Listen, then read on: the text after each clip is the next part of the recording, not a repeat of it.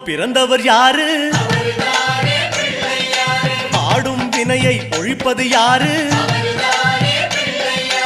ஆதவன் வணங்கும் தெய்வம் யாரு? பூமியை தாங்கும் புண்ணியன் யாரு?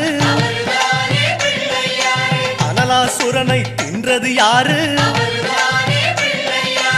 ஆணவம் நீக்கும் நாயகன் யாரு? முப்புரி அணிந்த மூலவன் யாரு? அவரும் வாழ்வது எங்கே கூறு?